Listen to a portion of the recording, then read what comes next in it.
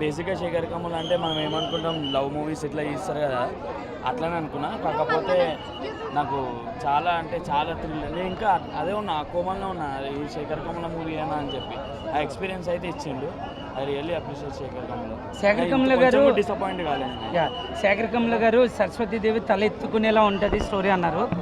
అవును బ్రో, అదైతే కరెక్ట్. ఈ కిల్డ్ రోల్ ధనుష్ కంటే ఇంకా ఎవ్వరు అంత బాగా వేయలేరు అనిపించింది నాకైతే. ఈ మూవీలో లైక్ ధనుష్ కాకుండా ఇంకొకరు యాక్టర్ ఏమైనా ది బెస్ట్గా యాక్ట్ చేశారంటే ఎవరి పేరు చెప్తారు?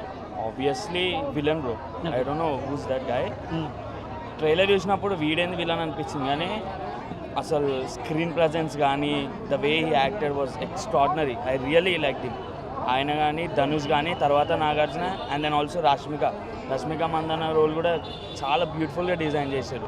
ఓకే, డిఎస్పీ గారి మ్యూజిక్ అండ్ బ్యాక్గ్రౌండ్ స్కోర్ కానీ ఎలా ఉంది? చాలా బాగుంది బ్రో. ఫ్రెష్ అనిపించింది, ఎక్కడ విన్నట్టు కూడా అనిపించలేదు. ఫ్రెష్ అనిపించింది.